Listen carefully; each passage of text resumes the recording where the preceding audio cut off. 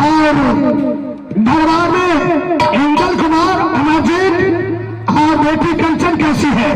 पतिनाथ, बेटा इंदल और बेटी कंचन कुमारी और मेरे पास है, लेकिन आपने अमरजीत का बोल रहे और तो रानी फूला के पास होगी।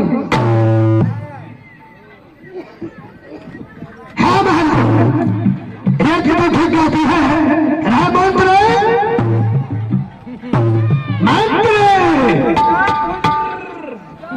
खुश रहो। मंत्र बोलिए महाराज। जाओ उदासीन को बुलाकर के महाराज को। हाँ, लेकिन पतिनाथ आज बहुत हलचल देख रही हूँ, आप लोग को क्या बात है? महारानी आज लास्ट दिन है, आज कल मेला उतर जाएगा तो हम पूरे परिवार मेला में जाकर घूमेंगे।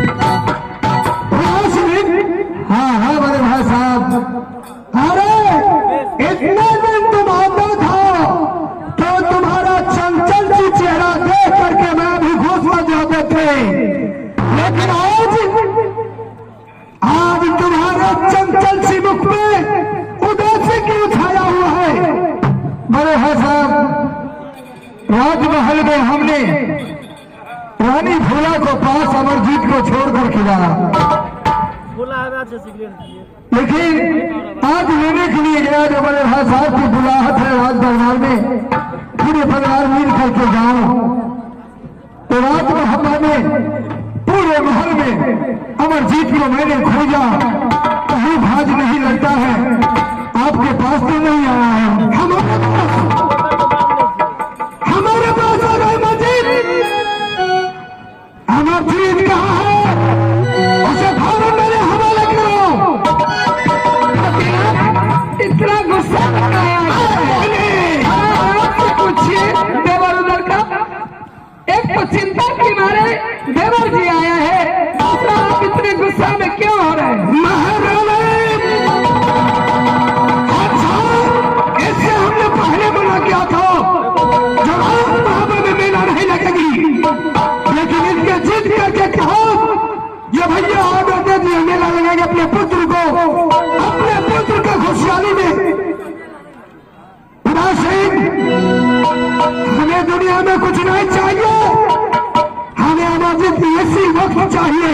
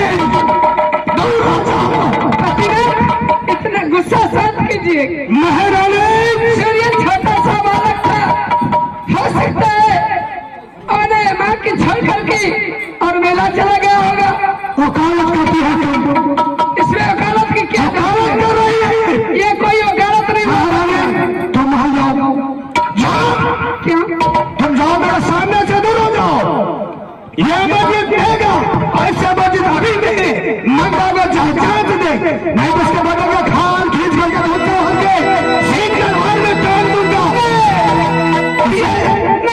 महाराज ये नहीं कीजिए आप अपना भाई का। इसने हमारे साथ कॉल किया है, अब तुम जानते हैं आला सिंह जो कहता है वो करके छोड़ो।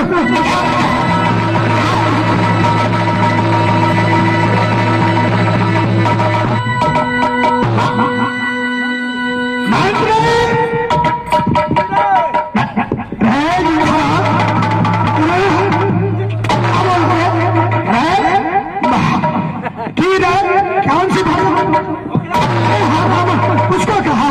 अच्छा अच्छा अच्छा मंत्री जी, उदास सिंह का बदल पर जितने रास्ता है तो आगे खोलो। क्यों खोलेंगे?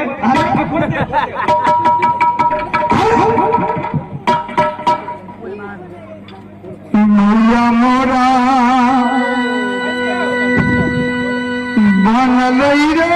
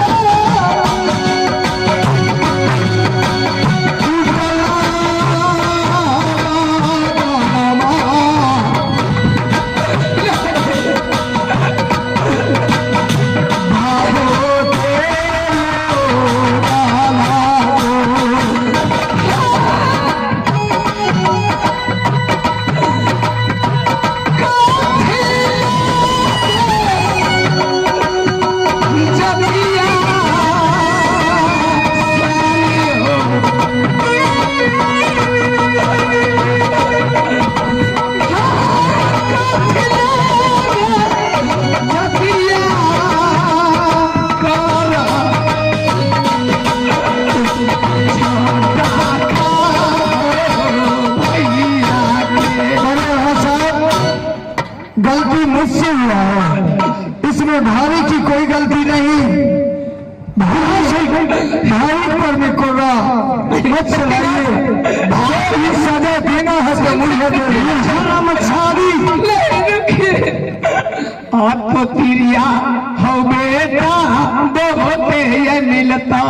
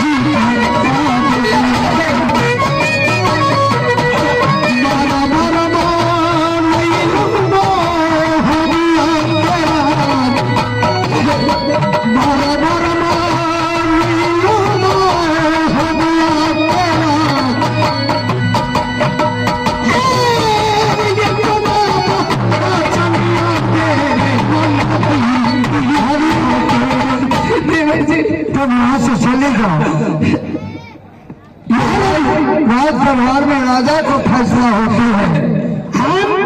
मैं कहता हूँ महल जाओ, भलाई तुम्हें इसी में है। मैं तो इसी के साथ साथ तुम्हें भी फांसी भी दूंगा, लेकिन मारपीट नहीं कीजिए। नहीं, मारपीट नहीं, इसे जैसे अमरजीत के हाथ से इसे भी